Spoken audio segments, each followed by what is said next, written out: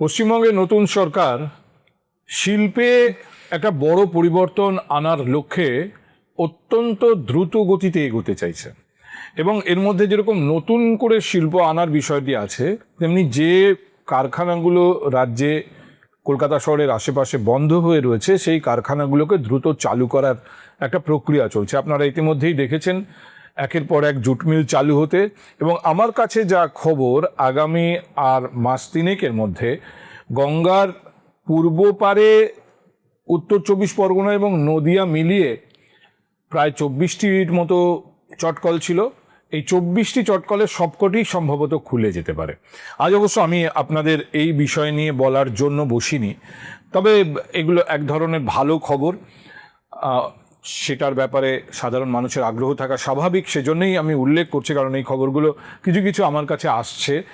শুধু jute mill নয়, এর সঙ্গে যুক্ত হতে পারে বড় নাম, মানে উত্তর চব্বিশ পরগনা বা হুগলি, এই দুই জায়গা, এই দুই জেলা যদি আপনি ধরেন, দুটো বড় নাম আমি এই মুহূর্তে আপনাদের বলছি।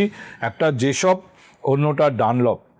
আপনারা জানেন এই দুটো কারখানারই অতীত আমাদের সামনে মোটামুটি স্পষ্ট। রুইয়া গ্রুপকে দেওয়া হয়েছিল দুটোই, শেষ পর্যন্ত রুইয়া গ্রুপের হাত থেকে আবার সরকার নতুন করে বিল পাস করে তা হাতে নিয়ে নেয়। এই মুহূর্তে কারখানা দুটোর পরিস্থিতি একেবারেই খুব উল্লেখযোগ্য নয়, নানা রকম প্রতিকূলতা রয়েছে, কিন্তু তারপরেও একটা জোর কদমের চেষ্টা হচ্ছে কারখানা দুটো চালু করার। আমার কাছে যত বিস্তারিত খবর আসবে এ নিয়ে হয়তো আপনাদের সামনে আমি বিস্তারিত আলোচনা করব।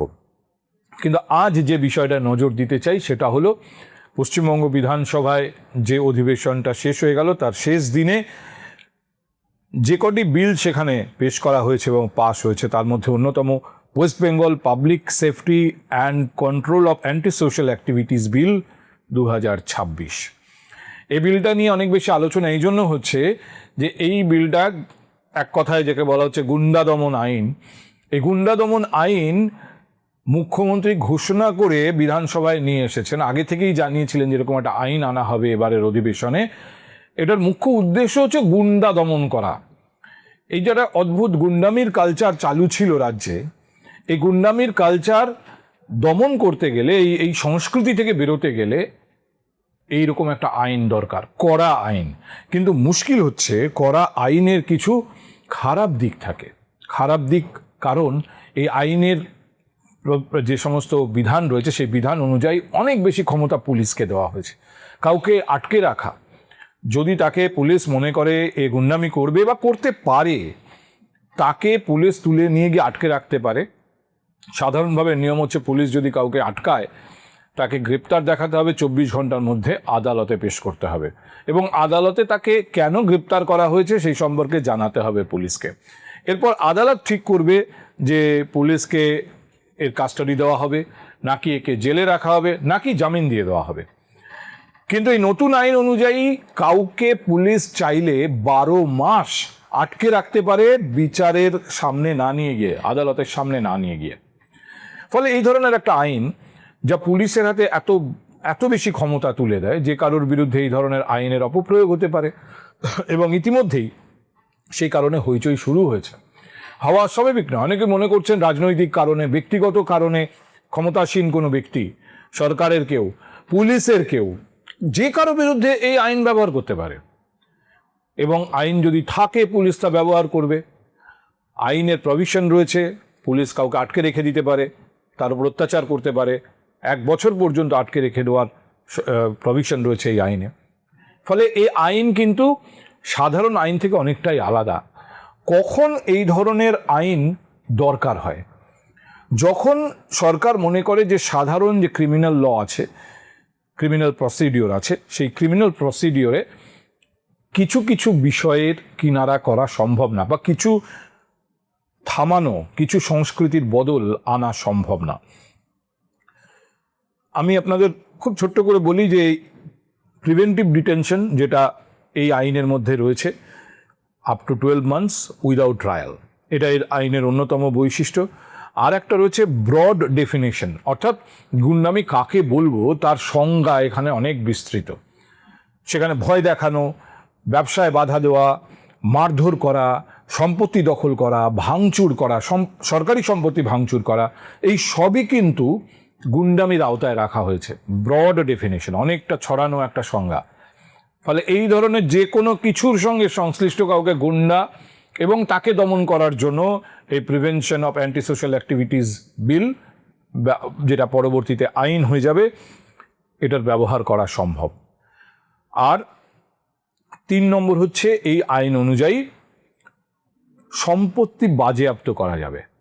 অর্থাৎ যাকে আমি গুন্ডা হিসেবে চিহ্নিত করে ধরলাম, যদি দেখি তার গুন্ডামির কারণে কারো ক্ষতি হয়েছে বা তার গুন্ডামির কারণে সরকারের ক্ষতি হয়েছে, তাহলে তার যে সম্পত্তি আছে সেই সম্পত্তি ক্রোক করে, নিলাম করে, সেই টাকা দিয়ে ক্ষতিগ্রস্ত, তা যদি কোনো ইন্ডিভিজুয়াল হয় ইন্ডিভিজুয়াল, যদি সরকার হয় তো সরকার, ক্ষতিগ্রস্তর ক্ষতিপূরণ করা যাবে। এই প্রভিশন এই আইনে রয়েছে। আর 4 নম্বর, পুলিশের হাতে অতিরিক্ত ক্ষমতা দেওয়া হয়েছে। আমি একটু আগে আপনাদের বললাম গুন্ডা কি, এটা কে ঠিক করবে? পুলিশ এবং সরকারি আধিকারিকদের ক্ষমতা দেওয়া হয়েছে।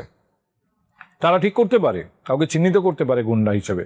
এবং পুলিশ যদি মনে করে এ গুন্ডা, তাহলে 12 মাস 1 বছর তাকে আটকে রেখে দেওয়ার ক্ষমতা পুলিশ আধিকারিকের থাকছে। মানে বুঝতেই পারছেন, থানাগুলো অত্যন্ত শক্তিশালী হয়ে উঠবে। থানার অফিসাররা, তাদের হাতে এই ক্ষমতা দেওয়া হচ্ছে এই নতুন আইনের ফলে। এই আইন নিয়ে বিশেষ করে যারা মানবাধিকার নিয়ে কাজ করেন, যারা মানবাধিকারের ক্ষেত্রে গেল রব তোলেন, তারা তো সরব হবেনই। অনেকেই মনে করছেন যদি অপপ্রয়োগ হয় তাহলে এই আইনের সর্বোচ্চ অপপ্রয়োগ সম্ভব এবং সাধারণ মানুষের লাইফ হেল হয়ে যেতে পারে। যে কারো বিরুদ্ধে পুলিশ এই ব্যবস্থা নিতে পারে, এবং আইন যদি থাকে তাহলে পুলিশ সেটা অপরাধ করছে না, আইন মেনেই চলছে। এখন প্রথম প্রশ্নটাই হচ্ছে, তাহলে বর্তমান সরকার এরকম একটা আইন করতে চাইছে কেন? সবে সরকারে এসে, যে কোনো সরকার তার মূল উদ্দেশ্য থাকে মানুষের কাছে প্রমাণ করা যে মানুষ ভুল চয়েস করেনি। ক্ষমতায় নিয়ে এসেছে সাধারণ মানুষ ভোট দিয়ে, এটা সাধারণ মানুষের কোনো মিস্টেক নয়। সাধারণ মানুষকে এই বার্তা দেওয়ার জন্যই যে কোনো সরকার কাজ করে। এবং নিয়ম হচ্ছে, কোনো সরকার যদি নতুন ক্ষমতায় আসে তাহলে শুরুতে তার অ্যাক্টিভিটি সব থেকে বেশি থাকে, তারপর আস্তে আস্তে আস্তে আস্তে একটা ইউজ টু ফর্মে চলে যেতে পারে, পরবর্তীতে সমালোচনার হাজার জায়গা তৈরি হতে পারে। কিন্তু নতুন একটা সরকারের প্রাথমিক উদ্দেশ্য থাকে মানুষের সামনে এটা প্রমাণ করা, আমি তোমাদেরই লোক। এই সরকারও যে করছে না তা নয়। এই যে একটু আগে আপনাদের বললাম যে শিল্পক্ষেত্রে বেশ কিছু পরিবর্তন আনার চেষ্টা চলছে। এর মধ্যে বাইরের থেকে নতুন করে শিল্প আনার পাশাপাশি যে শিল্পগুলো বন্ধ হয়ে রয়েছে, কারখানাগুলো, সেগুলোকে চালু করার ব্যাপারে অত্যন্ত উদ্যম শিল্প দপ্তর, শ্রম দপ্তর একসঙ্গে কাজ করছে। প্রায় রোজ মিটিং হচ্ছে এ নিয়ে, এবং একের পর এক জুট মিলগুলো খুলছে। সবকটা জুট মিল খুলে দেওয়ার একটা উদ্দেশ্য নিয়ে কাজ করছে। বোধহয় সব মিলিয়ে গোটা 35 জুট মিল আছে, গঙ্গার দুপার মিলিয়ে। সবকটা জুট মিল যাতে খুলে যায় তার জন্য চেষ্টা চলছে। এই মুহূর্তে জুটের সাপ্লাইও নাকি ভালো। এছাড়া আপনাদের বললাম যে সব ডানলপ, এই ধরনের যে কারখানাগুলো বন্ধ হয়ে রয়েছে বছরের পর বছর, এগুলোকেও যাতে খোলা যায় তার জন্য এই সরকার ইতিমধ্যেই ব্যবস্থা নিয়েছে। কিন্তু তার মধ্যে হঠাৎ করে এই রকম আইন, control of anti social activities bill, একটা সাধারণ মানুষের মধ্যে আলোচনা তৈরি হয়েছে, সরকার এরকম একটা আইন চাইছে কেন? সরকার এরকম একটা আইন তখনই চায় যখন সরকার মনে করে যা আইন অলরেডি আছে সেই আইন দিয়ে গুন্ডা দমন করা যাবে না। তার মানে বর্তমান সরকার মনে করছে যে গুন্ডামি এমন একটা জায়গায় চলে গেছে যেটাকে আটকাতে গেলে এরকম ধরনের বিশেষ আইন দরকার। এই আইনের ভেতরে গুন্ডামির ডেফিনিশন অনেক বড় করা হয়েছে আপনাদের বললাম, কিন্তু বিধানসভায় মুখ্যমন্ত্রী এটুকু নিশ্চিত করেছেন যে কোনো ভদ্রলোকের বিরুদ্ধে এই আইন ব্যবহার করা হবে না। তিনি বিধানসভায় দাঁড়িয়ে প্রতিশ্রুতি দিচ্ছেন। এখন এই ভদ্রলোকের বিরুদ্ধে ব্যবহার করা হবে না, এইটা থেকে আমরা কি বুঝবো? এটা থেকে একটাই জিনিস বোঝা যাচ্ছে, এই আইনের অপপ্রয়োগ হবে না, এইরকম একটা প্রতিশ্রুতি মুখ্যমন্ত্রী দিচ্ছেন। তিনি নিজে বিধানসভায় দাঁড়িয়ে গ্যারান্টি দিচ্ছেন যে এই আইনের কারো বিরুদ্ধে অপপ্রয়োগ করা হয়েছে, তাকে হ্যারাস করা হয়েছে, তাকে জোর করে আটকে রাখা হয়েছে, অত্যাচার করা হয়েছে, তাকে আদালতে নিয়ে যাওয়া হয়নি কারণ এই আইনে 12 মাস পর্যন্ত আটকে রাখার অপশন আছে। একজন নিরীহ সাধারণ মানুষ, ল অ্যাবাইডিং সিটিজেন, তার বিরুদ্ধে এটা করা হয়েছে, এইরকম অভিযোগ করার সুযোগ সরকার দেবে না, এটা পরিষ্কার নিশ্চিত করেছেন মুখ্যমন্ত্রী। কিন্তু তার আগে আমরা এই জায়গাটাকে একটু নজর রাখবো যে এই ধরনের আইন কি প্রথম পশ্চিমবঙ্গেই তৈরি হলো? এই ধরনের আইন কি ভারতবর্ষের ইতিহাসে নেই, স্বাধীন ভারতের ইতিহাসে? দেখুন, অনেক রাজ্য, সব রাজ্যের খোঁজ খবর আমার কাছে নেই, কিন্তু এইটুকু তো আমার ধারণা আপনাদের বললেই আপনাদেরও মনে পড়বে যে এই দেশে কেন্দ্রের সরকার পার্লামেন্টে একটা সময় টাডা পাশ করিয়েছিল, টেররিস্ট অ্যান্ড অ্যাব্রাপটিভ, পুরো টার্মটা আমার মনে পড়ছে না এই মুহূর্তে, ওই ধরনেরই প্রিভেনশন অ্যাক্ট, মানে টেররিজম অ্যাক্টিভিটিজের প্রিভেনশনের জন্য টাডা পাস করানো হয়েছিল 1985 সালে, মূলত সন্ত্রাসবাদী কার্যকলাপ নিয়ন্ত্রণ করার জন্য।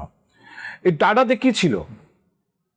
একেবারে এই ধরনের প্রভিশন ছিল, কারুকে সন্ত্রাসবাদী বলে সন্দেহ হলে তাকে আটকানো যেত, পুলিশ বা অন্য কোনো ল এনফোর্সমেন্ট এজেন্সি তারা আটকাতে পারত, অনির্দিষ্টকাল আটকে রাখতে পারত, এবং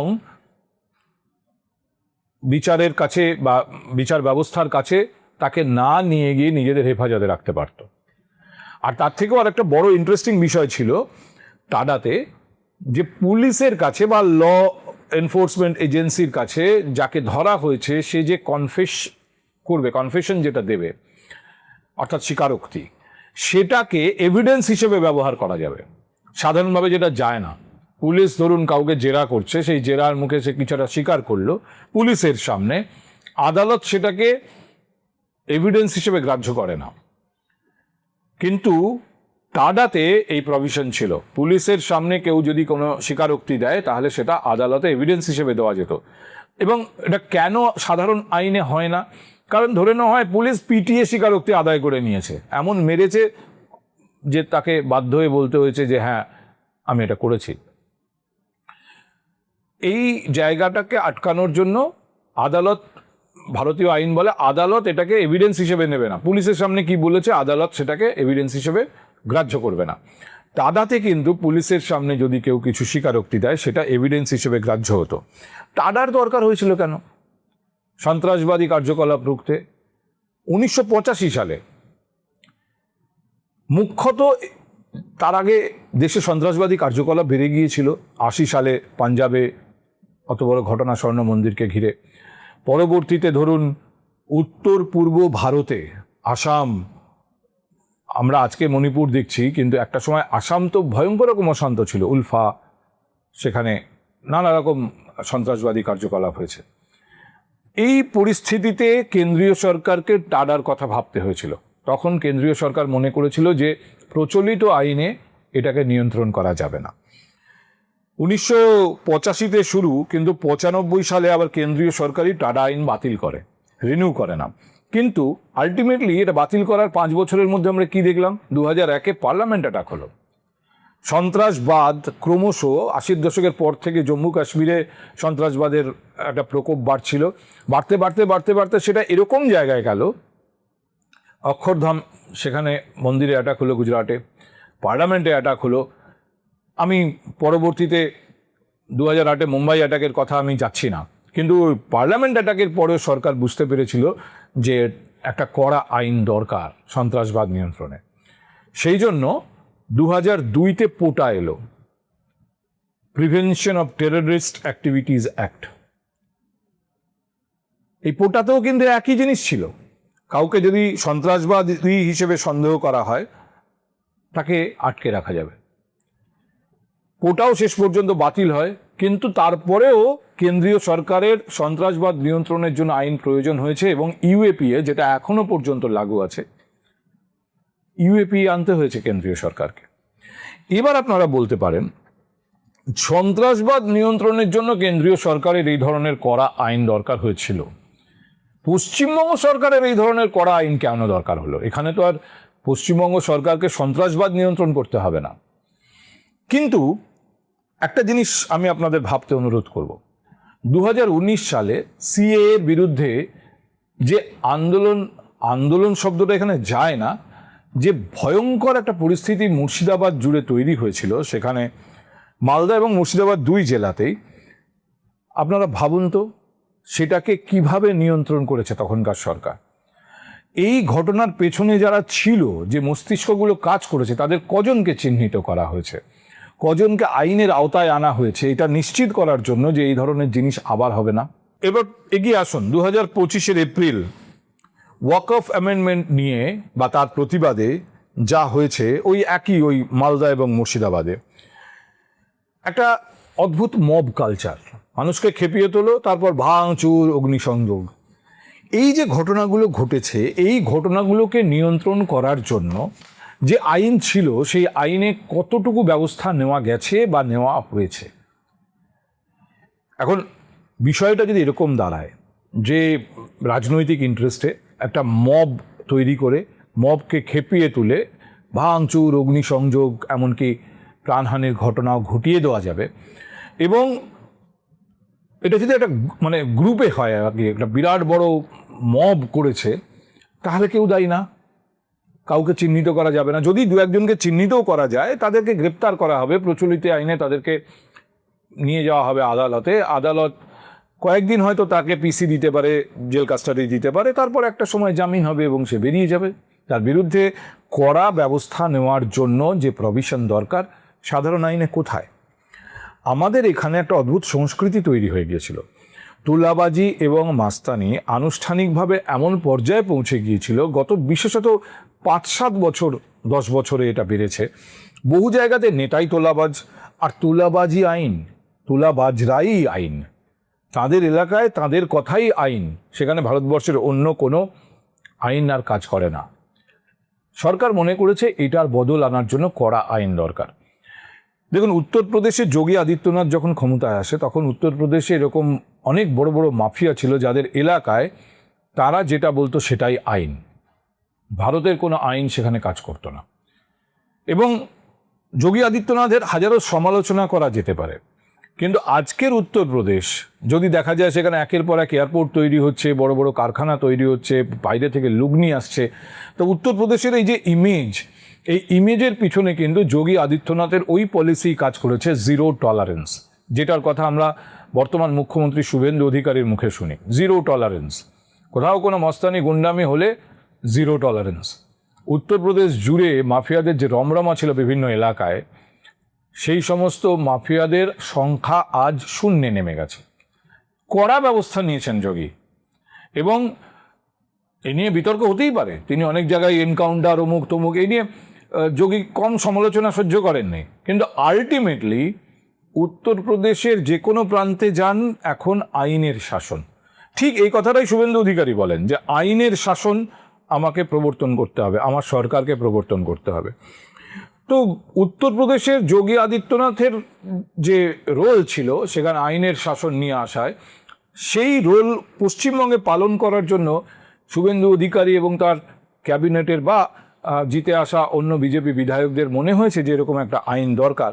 তারা এরকম একটা আইন নিয়ে এসেছেন। সাধারণ আইন দিয়ে, সাধারণ যে ক্রিমিনাল প্রসিডিওর আছে তা দিয়ে এদের নিয়ন্ত্রণ করা যাবে না। প্রতিবাদের নামে সরকারি সম্পত্তি ভাঙচুর করা, এটা তো আজকের সংস্কৃতি নয়। আমরা ছোট ছিলাম, পরবর্তীতে সাংবাদিকতায় এসে সিনিয়রদের কাছে গল্প শুনেছি, 2 পয়সা ভাড়া বেড়েছে, ট্রাম পুড়িয়ে দেওয়া হয়েছে, বাম সংস্কৃতি। পরবর্তীতে 2000 থেকে 2003-এর মধ্যে কত সংখ্যায় যে সরকারি বাস পুড়েছে, বিভিন্ন কারণে, এমনকি অপারেশন সানশাইন 1995 সালের ঘটনা। সেদিন তখন আমি সাংবাদিকতার ছাত্র, প্রথম বর্ষের বিশ্ববিদ্যালয়। সেদিন রাতে আমি কলকাতা শহরে ছিলাম, ভোর তখন সূর্য ওঠেনি, আর মমতা বন্দ্যোপাধ্যায় তখন প্রতিবাদী বিরোধী নেত্রী, তিনি ট্রাম লাইনে বসেছিলেন রাসবিহারী এভিনিউর ওপরে। সেখানে গিয়ে পৌঁছলাম, সেখান থেকে খবর পাওয়া গেল গোল পার্কে ট্রাম জ্বলছে। আমরা দৌড়লাম, গিয়ে দেখলাম গোল পার্কের সামনে একটা সরকারি বাস জ্বলছে, ট্রাম জ্বলছিল গড়িয়াহাটে। সেখান থেকে গিয়ে দেখলাম সেখানে ট্রাম জ্বলছে। অর্থাৎ সরকারি সম্পত্তি মানে তা ভাঙচুর করা যাবে, তাতে অগ্নিসংযোগ করা যাবে। এই সংস্কৃতিরই বাহক ছিলেন পরবর্তীতে তৃণমূল কংগ্রেস। মমতা বন্দ্যোপাধ্যায় সিঙ্গুরে ঢুকতে না পেরে ফিরে এসে বিধানসভায় গিয়ে ভাঙচুর করলেন। সেই ভাঙচুরের ছবি আজও আপনি চাইলে ইউটিউবে দেখতে পারেন। সরকারি সম্পত্তি মানে তা ভাঙা যায়, তা নষ্ট করা যায়, এবং কথায় কথায় এই ধরনের সরকারি সম্পত্তি ভাঙচুর আমরা দেখেছি। এরই ফলশ্রুতি কিন্তু এই একই ধরনের ছবি যা আমরা দেখেছি মুর্শিদাবাদে, বেলডাঙ্গা, কৃষ্ণপুর বা লালগোলায় ডিসেম্বর 13 থেকে 15, 2019 সিএ এর প্রতিবাদে রেল লাইন উপরে ফেলা হয়েছে, 5খানা ট্রেন পুড়িয়ে দেওয়া হয়েছিল, পুলিশের গাড়ি র্যান্ডম আগুন লাগানো হয়েছিল। তো এই যে ঘটনাগুলো ঘটেছে, এই ধরনের সংস্কৃতি, আর এগুলো হলে কিছু হবে না, এগুলো করা যায়, সরকারি সম্পত্তি চাই নষ্ট করা যায়। এই সংস্কৃতি থেকে বেরোনোর জন্য এই আইন কি বলছে? সরকারি সংস্কৃতি পোড়ানো, ভাঙচুরে যদি আপনার কোনো রকম যোগাযোগ প্রমাণিত হয়, তাহলে আপনার সম্পত্তি বিক্রি করে সরকার কম্পেনসেট করবে নিজের, বা যদি কোনো ইন্ডিভিজুয়াল ক্ষতিগ্রস্ত হয় তাহলে তাকে ক্ষতিপূরণ দেবে যে অপরাধী তার সম্পত্তি বিক্রি করে। শুধু এই প্রবণতা আটকানোর জন্য একটা জিনিস মনে রাখবেন, আইন কিন্তু শুধু শাস্তি দেওয়ার জন্য তৈরি হয় না। আইন তৈরি হয় অপরাধ কমানোর জন্য, অপরাধ যাতে না ঘটে সেজন্য। কোনো একটা বিষয়ে যদি আইনত অপরাধ এই ব্যাপারটা লোকে জানে, তাহলে সেই কাজটা করবার ব্যাপারে দুবার ভাবে লোকে, কারণ আমি অ্যাকচুয়ালি অপরাধ করতে যাচ্ছি। যদি এরকম কোনো কাজ হয় যেটা আইনত অপরাধ নয়, সেটা করা যায়, কারণ পরিষ্কার আপনি বলবেন আমি তো কোনো অপরাধ করিনি ভাই। তো সরকারি সম্পত্তি পোড়ানো এর আগেও আইনত অপরাধ ছিল, কিন্তু সেই অপরাধে আপনার শাস্তি কিভাবে হবে, আপনি যুক্ত কিনা সেটা কিভাবে প্রমাণ হবে, তা নিয়ে এমন ধোঁয়াশা ছিল যে ফাঁক গলে অনেকেই এই ধরনের অপরাধ করতেন, জানতেন কিচ্ছু হবে না। এই ফাঁকটাকে বোঝানোর চেষ্টা হয়েছে, কিন্তু তার মানে ওই কন্ট্রোভার্সিটা একটু কোনোভাবে ফেড আউট হচ্ছে না যে এভাবে পুলিশের হাতে অতিরিক্ত ক্ষমতা দেওয়া, এই ধরনের প্রভিশন আইনের ভেতর রাখা যে কাউকে চাইলে বিনা বিচারে 1 বছর আটকে রাখা যাবে, এর অপব্যবহার হতেই পারে, অপব্যবহারের সুযোগ থেকে যাচ্ছে। ফলে এই ধরনের একটা আইন যখন কোনো একটা সরকার করে, তখন সেই সরকারকে অতিরিক্ত দায়িত্ব নিতে হয় এটা নিশ্চিত করার জন্য যে এই আইনের কোনো অপব্যবহার হবে না। এই আইন নিয়ে যখন, এই বিল নিয়ে যখন বিধানসভায় আলোচনা হচ্ছে, নজিরবিহীনভাবে মুখ্যমন্ত্রী নিজে এই দায়িত্ব নিয়েছেন। তিনি পরিষ্কার সাধারণ মানুষকে এই বার্তা দিয়েছেন যে ভদ্রলোকেদের বিরুদ্ধে এই আইন ব্যবহার করা হবে না।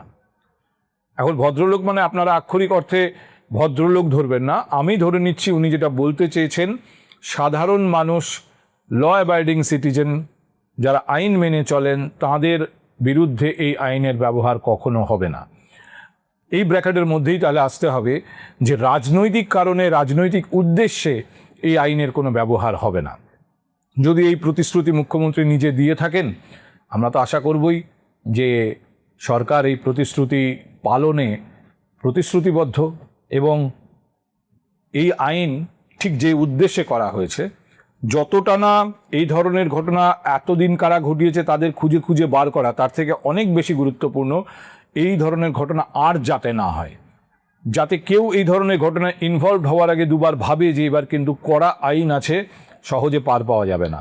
এমনকি প্রমাণিত হলে আমার ব্যক্তিগত সম্পত্তি পর্যন্ত সরকার নিয়ে নিতে পারে, নিলাম করে দিতে পারে। এটা এই ধরনের ঘটনার সংখ্যা কমাবে, শূন্যে নামিয়ে আনবে। আর পশ্চিমবঙ্গকে যদি বিনিয়োগে এগোতে হয়, শিল্পে এগোতে হয়, সার্বিকভাবে অর্থনৈতিক মেরুদণ্ডটাকে আরও শক্ত করতে হয়, তাহলে যে পরিবেশ দরকার, নিঃসন্দেহে এই আইন সঠিকভাবে লাগু হলে সেই পরিবেশ পশ্চিমবঙ্গে ফিরবে।